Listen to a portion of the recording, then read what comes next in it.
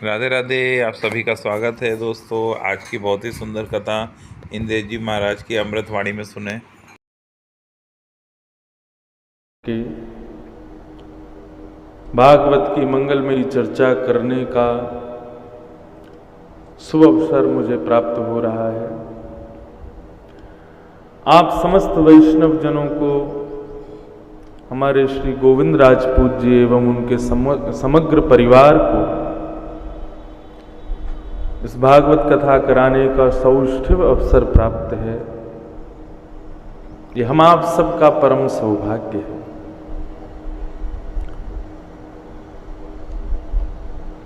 भाग्योदयेन बहुजन्म समर्जितेन सत्संगमं च लभते पुरुषो यदा वै। हमारे पूर्ववर्ती ना जाने कितने जन्मों के भाग्य एक साथ उदित होते हैं, तब सत्संग की प्राप्ति होती है। निश्चित ही आप आज सब लोग कथा के इस पंडाल में बैठे हैं, मंगलमयी कथा का रसस्वादन पान कर रहे हैं। निश्चित ही इसके पीछे हमारे पूर्ववर्ती जन्मों में किए हुए हमारे कृत्यों का ही हमें फल प्राप्त हो रहा है। ठाकुर जी जिस पर अनंत कृपा करते हैं उसको अपने सत्संग की प्राप्ति कराते हैं। एक प्रकार से भगवान की सभा है भागवत की कथा, और सभा में उसी को आमंत्रण किया जाता है जो जिसके प्रति हमारा कोई भाव विद्यमान होता है, जिसके प्रति हमारा कोई सौष्ठव प्रेम विद्यमान होता है, उसी के प्रति उसी को कथा में आमंत्रित, उसी को सभा में आमंत्रित किया जाता है। तो ये जो कथा की सभा यहां व्यवस्थित हुई है, इसमें आप सब लोग विराज रहे हैं। ये ठाकुर जी की परम कृपा है आप पर।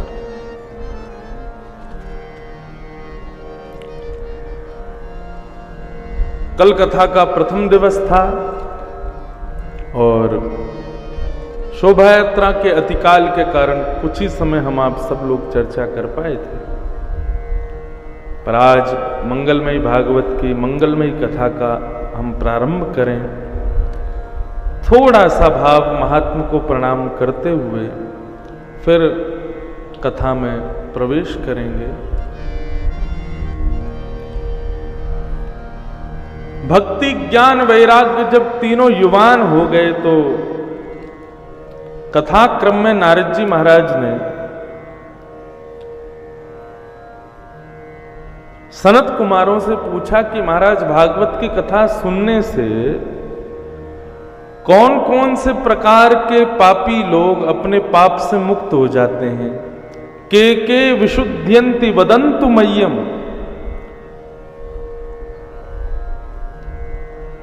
पाप कितना सूक्ष्म होता है।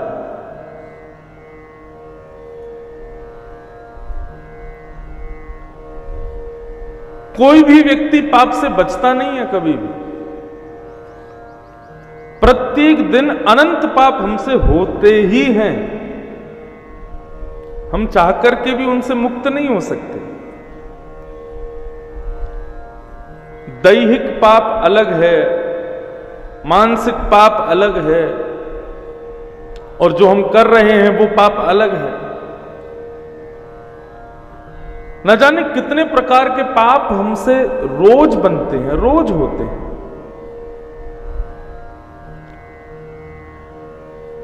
इन पापों की निवृत्ति कैसे हो और कौन से प्रकार के पाप करने वाला व्यक्ति कथा सुनने से मुक्त हो जाता है, ये हमें कृपा करके बताइए। नारद जी ने प्रश्न किया।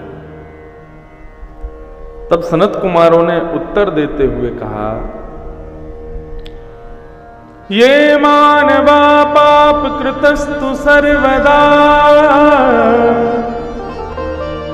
सदा दुराचारनता विमार्गगा। क्रोधाग्निदग्धा कुटिलश्च कामिनः सप्ताहयज्ञेन कलो पुनन्ति ते। बहुत ध्यान से सुनिए। ये मानवा पाप कृतस्तु सर्वदा, जो व्यक्ति सदा सर्वदा पाप में ही व्यवस्थित रहता है, पाप में ही नियुक्त रहता है, मतलब कितने भी प्रकार के पाप हों, कथा श्रवण से समस्त प्रकार के पाप दूर होते हैं। नारद जी ने कहा फिर भी कुछ एक आध तो बता ही दो मुख्य पाप जो कथा से दूर होते हैं। तब सनत कुमारों ने कहा सदा दुराचार। जो दुराचरण करते हैं, दुराचरण का मतलब क्या होता है? हम तंबाकू नहीं खाते, लेकिन किसी को देख करके इच्छा प्रकट हो जाए कि हमें भी खाना चाहिए, ये खाता है तो हम भी खाएं। किसी को मद्यपान करते देख हमारी मन की इच्छा हो जाए कि हम भी करें। किसी को बीड़ी सिगरेट पीते देख हमारी इच्छा हो जाए कि हम भी इसकी तरह बीड़ी सिगरेट पी में। इसको कहते हैं दुराचरण। दूसरे को देख करके उसके जैसा बनने का प्रयास करना दुराचरण है, और दुराचरण करने वाला पापी माना जाता है। एक व्यास जी कथा करने के लिए गए एक राजा के यहां पर। तो राजा के यहां कथा करके जब लौट करके आए तो पत्नी ने पूछा, बोले कथा हो गई आपकी? बोले बहुत सहजता से, बड़ी सरलता से, प्रेम से कथा करके आए हैं। तो बोले तुम्हारी पोथी कहां है? बोले पोथी तो राजा के यहां रह गई। बोले जाओ लेकर के आओ। तो बेचारे वक्ता अपनी पोथी लेने के लिए राज दरबार दोबारा लौट करके गए। तो सबसे पहले राजा की बेटी मिली। बेटी ने व्यास जी को प्रणाम किया, बोले आप इतनी बढ़िया मधुर कथा सुना करके गए महाराज, मेरा तो जीवन परिवर्तित हो गया आपकी कथा सुन करके। तो व्यास जी ने पूछ लिया, बोले बेटी तुमने क्या सुना कथा में? बोले मैंने तो आपकी कथा में सुभद्रा को अपना गुरु बनाया। सुभद्रा को गुरु बनाया? क्या सीखा सुभद्रा से? बोले मैंने सुभद्रा से सीखा कि सुभद्रा अर्जुन से प्रेम करती थी और इस कारण वो अर्जुन के साथ में भाग गई। तो मैंने आपकी कथा से सीखा कि भाई अगर मैं भी अगर किसी से प्रेम करूं, माता पिता राजी ना हो तो मैं उसके साथ भाग जाऊंगी। मैंने आपकी कथा से सीखा। व्यास जी बोले यही सीखने को मिला और कुछ नहीं सीख पाई मेरी कथा से? बोले हमारे काम का यही था आपकी कथा में। इसको कहते हैं दुराचरण। ब्राह्मण देवता थोड़े और आगे गए तो राजा का बेटा मिला। राजा के बेटे ने कहा महाराज आपने ऐसी कथा सुनाई, मेरे मन में एक संशय था, वो संशय दूर हो गया।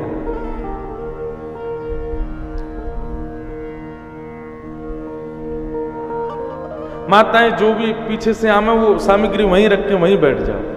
हाँ, और वैसे अपने पास ही रख के बैठ जाओ, कथा की आरती में जो करना हो वो करें, अभी केवल कथा सुनो सब बैठ के। तो वक्ता आगे गए तो बेटा मिला राजा का। राजा के बेटा ने कहा महाराज आपने ऐसी कथा सुनाई, मेरे मन का संशय, मेरा भ्रम दूर हो गया। वक्ता ने कहा तुमने क्या सीखा? बोले मैंने आपकी कथा में कंस को गुरु बनाया। ब्राह्मण देवता बोले और कोई नहीं मिला था गुरु बनाने को, कंस ही मिला था। क्या सीखा कंस से?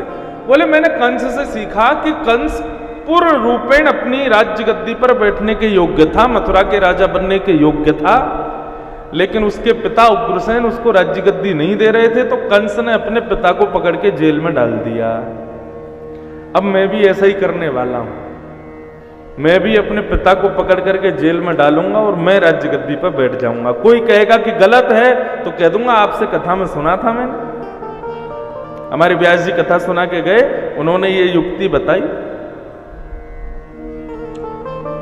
ब्राह्मण देवता बोले भैया मेरी पोथी मिल जाए मैं भागूं यहां से, नहीं तो संसार पूरा मुझे ही पकड़ लेगा। थोड़ा और आगे गए तो रानी मिली। रानी ने प्रणाम किया, बोले महाराज आप ऐसी मधुर कथा सुना के गए, हमने आपकी कथा में द्रौपदी को अपना गुरु बनाया। अच्छा, क्या सीखा द्रौपदी से? बोले हमने द्रौपदी से सीखा कि द्रौपदी पंच कन्या है। भागवत में, शास्त्रों में पंच कन्याओं का वर्णन किया जिनको प्रातःकाल उठकर के स्मरण करने से दिन शुभ होता है। उनमें से एक है द्रौपदी। तो द्रौपदी पंच कन्याओं में आती है, उसको प्रातः स्मरणीय कहा गया। किस लिए? क्योंकि उसके 5 पति थे। तो हमने आपकी कथा में द्रौपदी को गुरु बना करके सीखा कि एक अकेले राजा को पति मान करके उसकी सेवा करने में सुख नहीं मिल रहा है। इसलिए अब हम भी 2-4 ब्याह और करने वाली हैं। 2-4 पुरुषों का संग करेंगी। कोई कहेगा कि गलत कर रहे हो तो कह देंगे हमारे व्यास जी ने हमको कथा में सुनाया था। व्यास जी के हाथ पांव कांपने लगे, बोले मैं कहां फंस गया, कैसों को कथा सुनाई मैंने। अंत में पोथी ढूंढते ढूंढते जब राजभवन के मुख्य दरबार में पहुंचे तो राजा बैठा था।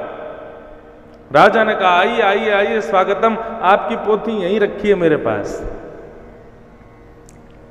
ब्राह्मण देवता ने प्रणाम किया, बोले महाराज आप बहुत बढ़िया कथा सुना करके गए, हमको बहुत बढ़िया बात बताई आपने कथा में। व्यास जी बोले आपने क्या सीखा? राजकुमार, राजकुमारी और रानी की बात सुनकर के तो मेरा मन विचलित हो गया। कम से कम एक ने तो अच्छी बात सीखी हो कुछ। आप बताइए आपने क्या सीखा? तो राजा ने कहा महाराज मैंने आपकी कथा में दुर्योधन को अपना गुरु बनाया। बोले दुर्योधन से आपने क्या सीखा भैया? बोले दुर्योधन से हमने ये सीखा कि भगवान कृष्ण शांति दूत बनकर के गए कौरवों के पास, और कौरवों से जाकर के भगवान ने कहा कि भैया पांडवों को 5 गांव दे दो, बस युद्ध करने की जरूरत नहीं है। लेकिन दुर्योधन ने स्पष्ट कह दिया सुच्चग्रैव न दास्यामि बिना युद्धेन केशव। हे केशव, सुई के नोक के बराबर भी जमीन में बिना युद्ध के नहीं दूंगा। मैंने दुर्योधन से सीखा कि उसने बिना युद्ध के सुई के नोक के बराबर भी जमीन पांडवों को नहीं दी। अब आप अपनी कथा करके अब पोथी लेने आए हो, संग में कथा की दक्षिणा मांगने आए होंगे, लेकिन मैंने दुर्योधन को बना करके यही गुरु सीखा कि बिना युद्ध के 1 रुपया भी दक्षिणा आपको दूंगा नहीं। युद्ध करके मुझे परास्त कर लो और दक्षिणा ले जाओ। इसको कहते हैं दुराचरण। ऐसे व्यक्ति, अब भागवत में कथा तो कंस की भी है, कृष्ण की भी है। भागवत में कथा शिशुपाल और दंतवक्र की भी है। ऐसा थोड़ी है कि कभी कभी रावण का भी यश कहीं सुनाया जाए तो इसका मतलब ये थोड़ी है कि रावण की कथा में, भागवत की कथा में, राम कथा में रावण का प्रसंग कहा गया तो इसका मतलब रावण श्रेष्ठ है। इतना विवेक तो हमारे भीतर होना चाहिए कि हमको किससे सीखना है और क्या सीखना है। दुराचरण करने वाला व्यक्ति पापी होता है। तो ऐसी बात मन में आती है, क्या व्यक्ति को इतना विवेक नहीं है कि वो आदमी को देख करके ये नहीं समझ पाता कि इसका आचरण मुझे करना चाहिए कि नहीं? तो भागवत के सानिध्य में आने वाले श्रोताओं को भागवत की विवेक प्रदान करती है कि किसका आचरण करना चाहिए, किसका नहीं करना चाहिए। भागवत ये विवेक हमें प्रदान करती है। सदा दुराचार रता विमार्गगा। दुराचरण करने वाले पापियों को भागवत शुद्ध करती है। और विमार्ग का माने जो कुमार्ग पर चलते हैं, गलत मार्ग पर चलते हैं, ऐसे लोग यदि कथा में आ जाएं तो उनकी बुद्धि ठिकाने लगेगी, वो बचेंगे कुमार्ग पर जाने से। और क्रोधाग्निदग्धा कुटिलश्च कामिनः।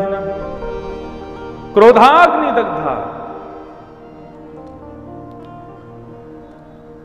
हाँ भैया पीछे कुछ व्यवस्था करवाओ। ऐसी कि जो भी आवे वो वहीं बैठ जाएं। और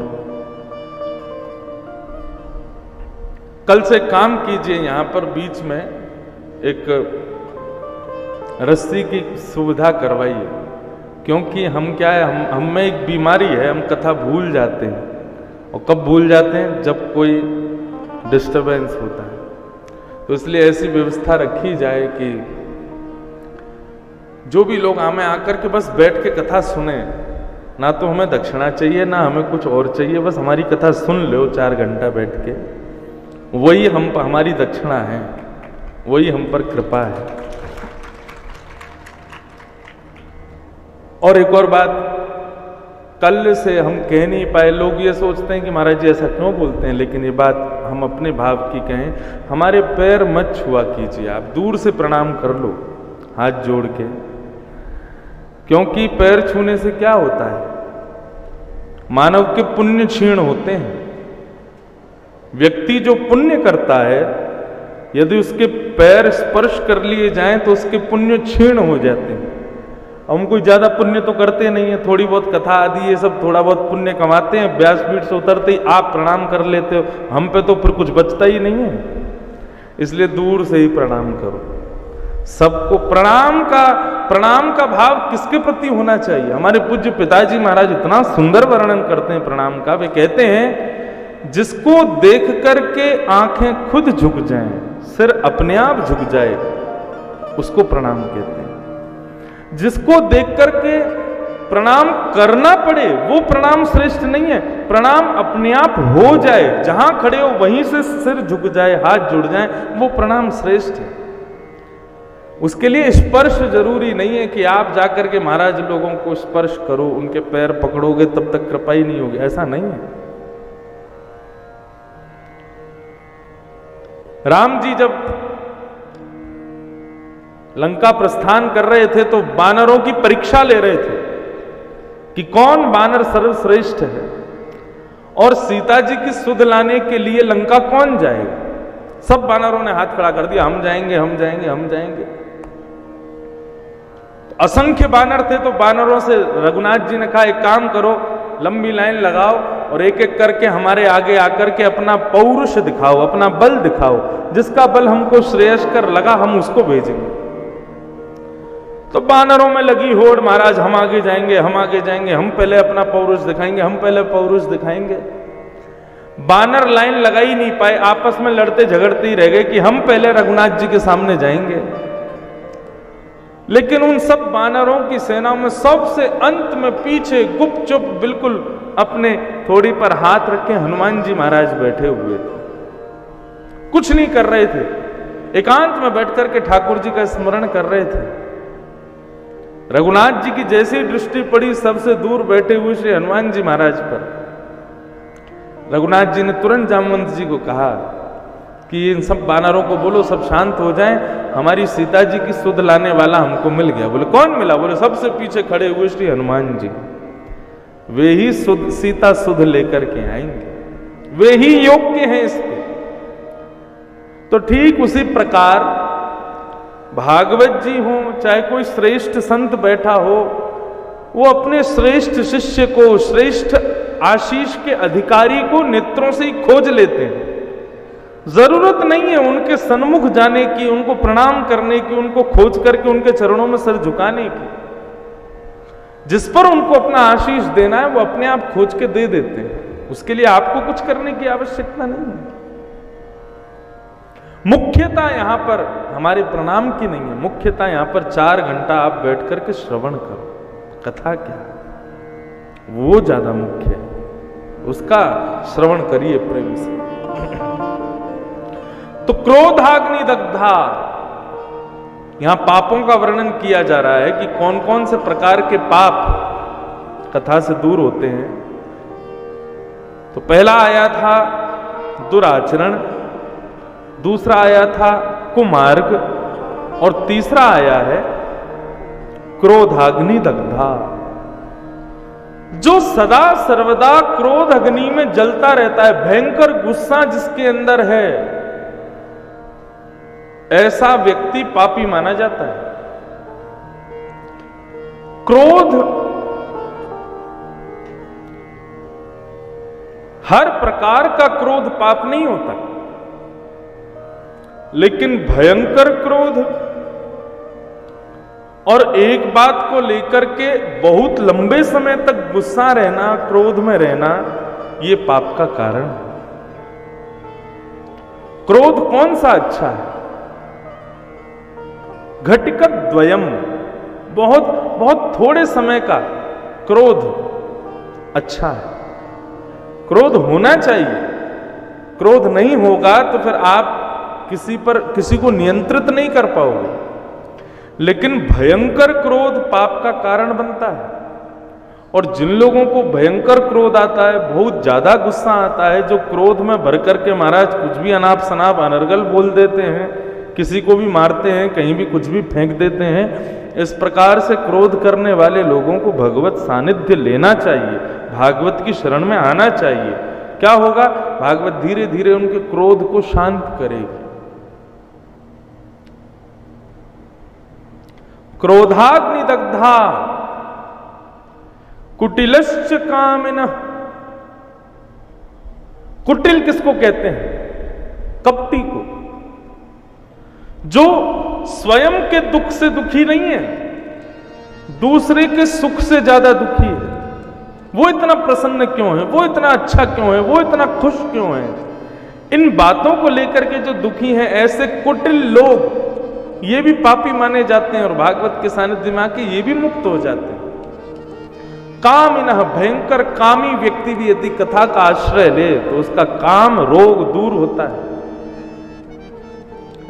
सत्य नहीं ना पितृमातृ दूषका, जो सत्य से विहीन है, बहुत कम सत्य बोलता है मुख से, वो भी यदि भागवत के सानिध्य में आए तो सत्य भाषण करने लगेगा। और पितृमातृ दूषका, माता पिता से जो बैर करता है, ऐसा व्यक्ति भी यदि भगवत सानिध्य प्राप्त करे, भागवत की शरण में आए तो माता पिता से प्रेम करने लगेगा। भागवत उसको पवित्र करती है। नारद जी महाराज कहने लगे, बोले महाराज हमें विस्तार से बताइए, माता पिता से द्रोह करने वाला भागवत के सानिध्य से पवित्र कैसे हो सकता है, ये विस्तार से बता। तब भागवत में धुंधुकारी की कथा सुनाई गई। महात्मा, एक धुंधुकारी नाम का पुत्र हुआ था आत्मदेव ब्राह्मण के यहां। कथा आप सबने सुनी होगी, लेकिन थोड़ा सा इसका व्याख्यान कर दूं, बहुत ध्यान से सुनिएगा। एक आत्मदेव नाम के ब्राह्मण थे, तुंगभद्रा नदी के तट पर रहते थे। उनकी पत्नी का नाम था धुंधुली। बंधु, ये आत्मदेव कौन है? आत्मदेव यहां बैठे आप सब लोग और मैं, हम सब आत्मदेव हैं। हम सब एक नदी के तट पर रहते हैं, जिस नदी का नाम है तुंगभद्रा। तुंगभद्रा का मतलब क्या होता है? तुंग माने अतिशय, भद्रा यानी कल्याणकारी। हम सब अतिशय कल्याणकारी नदी यानी कि हमारा शरीर, इसके भीतर निवास करते हैं। शरीर बहुत कल्याणकारी है। इस शरीर को यदि सद्मार्ग पर ले जाओ तो ये शरीर आपको श्रेष्ठ गति प्रदान करेगा, और इसी शरीर को यदि कुमार्ग पर ले जाओ तो यही राक्षस बना देगा, यही पापी बना देगा, यही आपका सर्वनाश कर देगा। व्यक्ति को श्रेष्ठ बनाने में, संत बनाने में भी शरीर सहायक होता है, और व्यक्ति को पापी बनाने में भी शरीर सहायक होता है। तो ये तो कल्याणकारी, शरीर कल्याणकारी होता है। इस अतिशय कल्याणकारी शरीर के भीतर जो आत्मा है वही आत्मदेव ब्राह्मण है। और आत्मदेव ब्राह्मण की पत्नी का नाम क्या है? धुंधुली। ये धुंधुली कौन है? हमारी मति, यही धुंधुली है। जब भी भगवत सम्मिलित कोई कार्य करना हो तो हमारी बुद्धि को धुंधुला दिखाई देता है, अच्छा दिखाई नहीं देता। कह दो कि भैया कथा चल रही है, वहां पर जाना है सुनने के लिए, तो मन से 20 बार पूछते हैं जाएं कि नहीं जाएं, जाएं कि नहीं जाएं। 4 घंटा बैठना पड़ेगा, धूप पड़ रही है, कूलर की हवा मिलेगी कि नहीं मिलेगी, इस बैठने को सोफा मिलेगा कि नहीं मिलेगा, प्यास लगेगी तो पानी कहाँ पिएंगे। मन से 1000 बार पूछते हैं, तब अंत तो गत्वा देखने की भांति कई लोग आते हैं कथा में, देख के आते हैं, चलो आज बढ़िया मन लगा तो कल से आएंगे, नहीं तो नहीं आएंगे। तो मति कैसी है? धुंधली है। इसको जहां अच्छा लगता है ये वहीं शरीर को लेकर के जाती है। ऐसी हमारी मति हो गई है।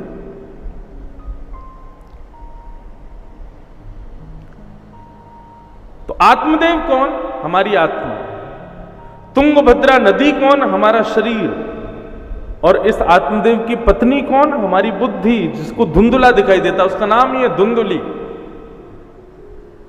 आत्मदेव ब्राह्मण के एक भी संतान नहीं थी, एक भी बालक नहीं था। तो आत्मदेव जी महाराज इस बात से बड़े दुखी थे। देखो बंधु, एक बात सुनो,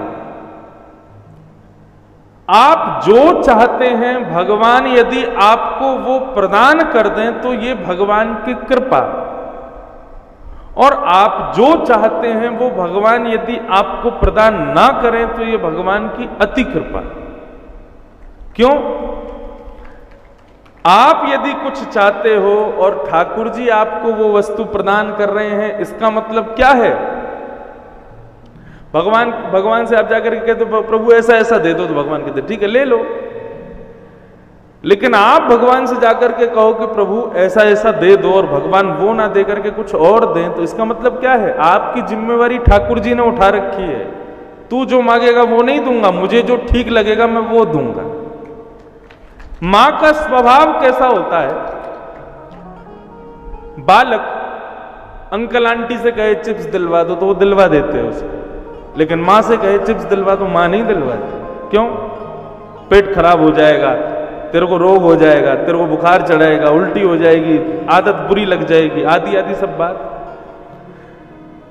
ठीक उसी प्रकार व्यक्ति भगवान से कुछ मांगे और भगवान उसको प्रदान कर दें, तो इसका मतलब ये समझो कि ठाकुर जी को चिंता नहीं है तुम्हारी। तुमने मांगा, ठाकुर जी ने दे दिया, अब तेरा अच्छा हो, भला हो, बुरा हो, तेरे ऊपर है। लेकिन आप ठाकुर जी से कुछ मांगो, ठाकुर जी आपको ना दे, में तो अपनी पीठ थपथपाना है, ठाकुर जी को चिंता है मेरी, इसलिए मुझे नहीं देते। कुछ अच्छा सोच के रखा है मेरे लिए, शायद इसमें मेरी भलाई ना हो, इसलिए ठाकुर जी नहीं दे रहे।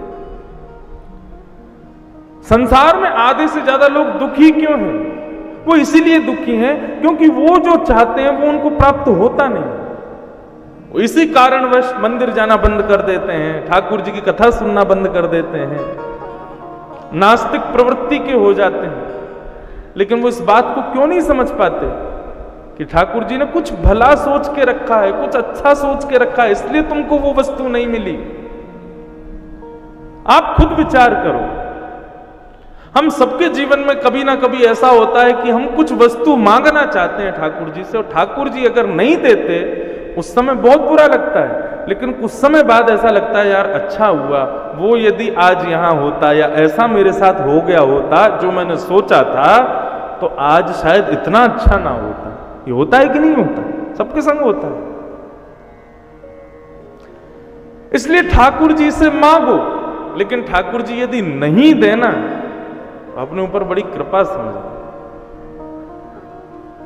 हाँ, ठाकुर जी से भक्ति मांगो तब ठाकुर जी नहीं दें तो दुखी होने वाली बात है, तो थोड़ी चिंता का विषय है। लेकिन संसारी वस्तु कोई ठाकुर जी से मांगी और ठाकुर जी अगर नहीं देते हैं तो नृत्य करना, आनंद मनाना। क्यों? ठाकुर जी नहीं दे रहे, इसका मतलब ठाकुर जी चिंता कर रहे हैं, ठाकुर जी ने कुछ अच्छा सोच के रखा है तुम्हारे लिए।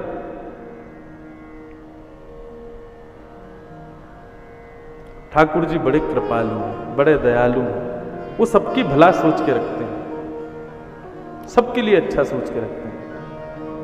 जिसको तेरा भरोसा, जिसको तेरा सहारा, जिसको तेरा भरोसा, जिसको तेरा सहारा, जिसको तेरा भरोसा, जिसको तेरा सहारा, जिसको तेरा भरोसा, सहारा, जिसको तेरा भरोसा, जिसको तेरा सहारा, जिसको तेरा भरोसा, जिसको तेरा सहारा, मझधार क्या करेगा, मझधार ही किनारा, मझधार क्या करेगा, मझधार ही किनारा, जिसको तेरा भरोसा, जिसको तेरा सहारा, जिसको तेरा भरोसा, जिसको तेरा सहारा, तेरी कृपा से भगवन भक्तों की नाम चलती, तेरी कृपा से भगवन भक्तों की नाव चलती, तूफान आंधियों में उनको भी राह मिलती, तूफान आंधियों में खुद को भी राह मिलती, तैयार तू है हरदम जब भी तुझे पुकारा, तैयार तू है हरदम जब भी तुझे पुकारा, जिसको तेरा भरोसा, जिसको तेरा सहारा, जिसको तेरा भरोसा, जिसको तेरा सहारा, मझधार क्या करेगा, मझधार ही किनारा, मझधार क्या करेगा, मझधार ही किनारा, ओ जिसको तेरा भरोसा। श्री राधा रमण लाल की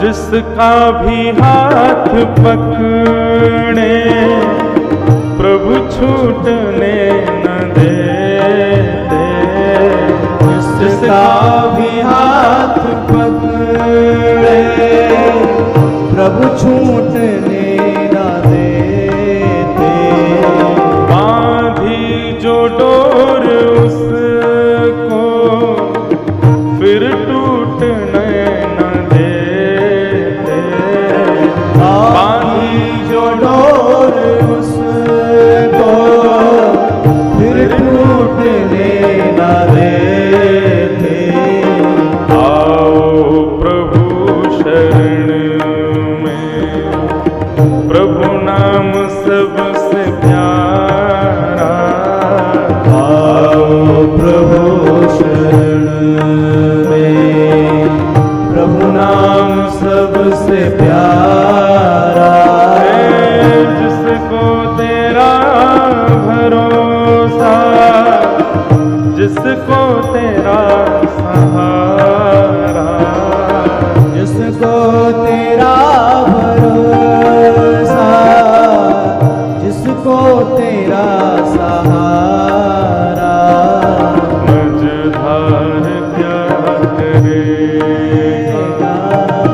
मझधार ही किनारा, मझधार क्या करेगा, मझधार ही किनारा, जिसको तेरा भरोसा। करताल बजाते हैं।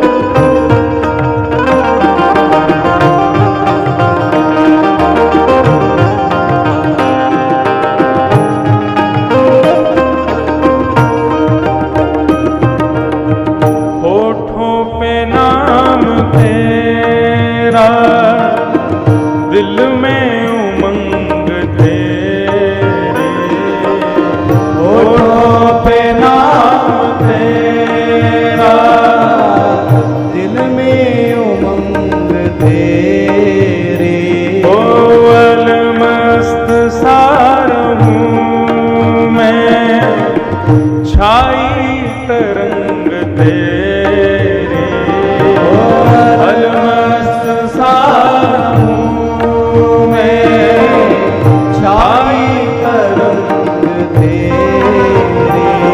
भगवान की भक्ति में 3 चीज याद रखना जरूर। सबसे पहला तो विश्वास ठाकुर जी के प्रति, दूसरा ठाकुर जी से कोई ना कोई संबंध।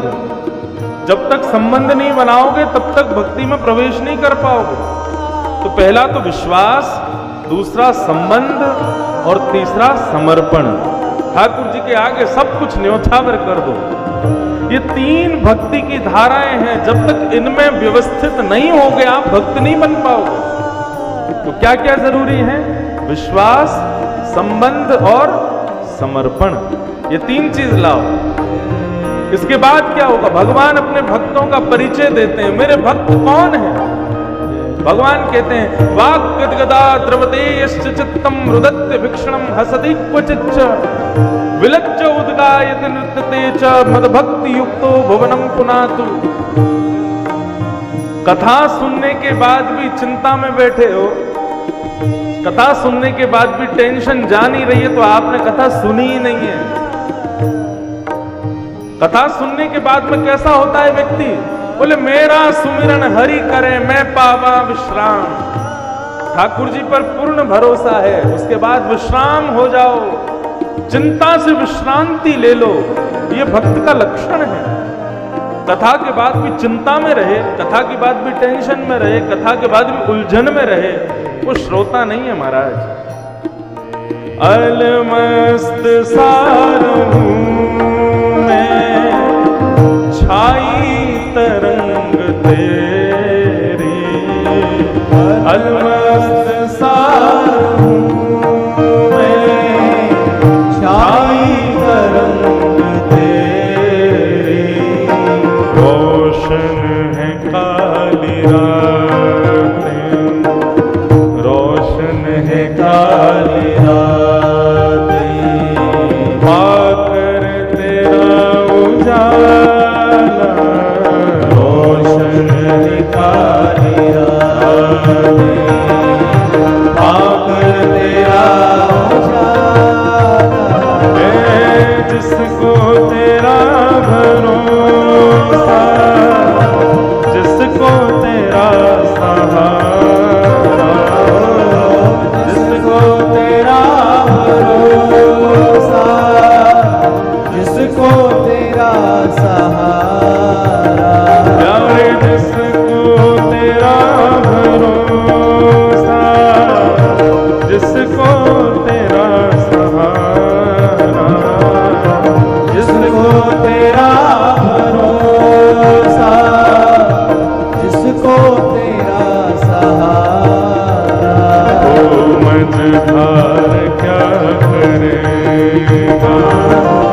मझधारनी किनारा, मझधार क्या करेगा, मझधारनी गाओ भाव से करताल बजा के।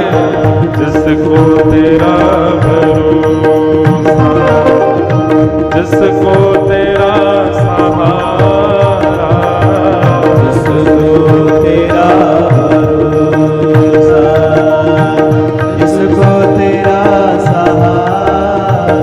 जय जय राधा रमण प्यारो राधा रमण, जय जय राधा रमण प्यारो राधा रमण, जय जय राधा रमण प्यारो राधा रमण, जय राधा रमण प्यारो राधा रमण, जय जय राधा रमण प्यारो राधा रमण, जय राधा रमण प्यारो राधा रमण, जय जय राधा रमण प्यारो राधा रमण, जय राधा रमण प्यारो राधा रमण, जय जय राधा रमण प्यारो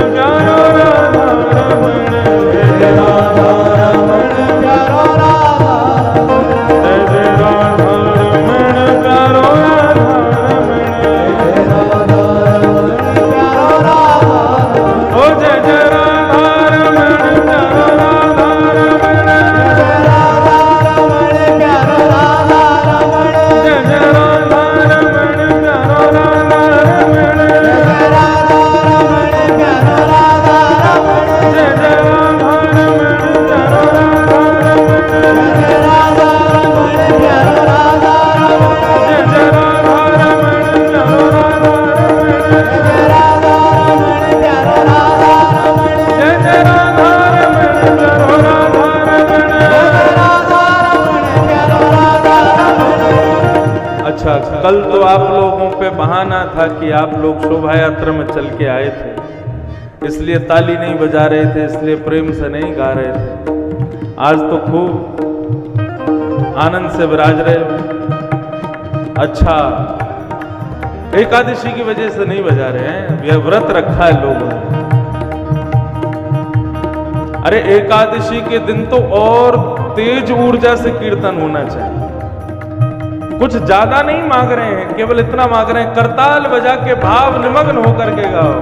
जय जय राधा रमण प्यारो राधा रमण, जय राधा रमण प्यारो राधा रमण, जय जय राधा रमण प्यारो राधा रमण, जय राधा रमण प्यारो राधा रमण, जय जय राधा रमण प्यारो राधा रमण, जय राधा रमण प्यारो राधा रमण, जय जय राधा रमण प्यारो राधा रमण, जय राधा रमण प्यारो राधा रमण। जय हरि बोल हरि बोल हरि बोल हरि बोल हरि बोल हरि बोल हरि बोल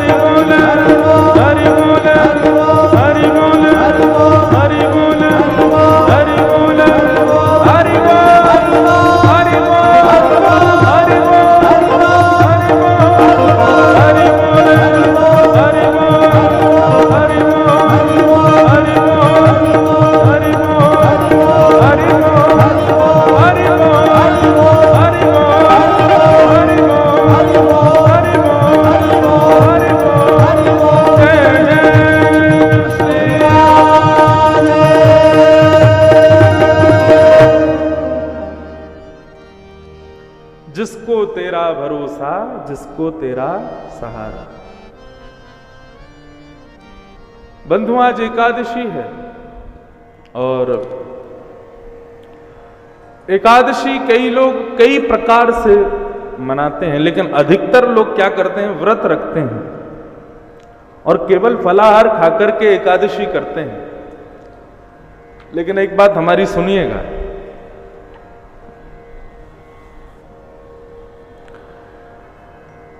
एकादशी केवल जीव की ही क्यों हो, 10 इंद्रियों की होनी चाहिए। केवल जीव को फल खिला करके और व्रत रख करके एकादशी का नियम अपनाना ये एक श्रेष्ठ बात है, लेकिन ये तो सभी करते हैं। हमारी एकादशी कुछ अलग हो, और एकादशी अलग कैसी हो, कि अपनी प्रत्येक इंद्रिय को, 10 इंद्रियां होती हैं मानव के शरीर में, पंच ज्ञानेन्द्रिय, पंच कर्मेंद्रिय। पंच ज्ञानेन्द्रिय मुखमंडल के अंदर अंदर विराजमान है, आंख, नाक, जीभ, कान और त्वचा, ये पंच ज्ञानेन्द्रिय। पंच कर्मेंद्रिय हाथ, पैर, मुख और 2 गुप्त इंद्रिय, ये पंच कर्मेंद्रियां हैं, पंच ज्ञानेन्द्रियां हैं। 10 इंद्रियों की एकादशी होनी चाहिए।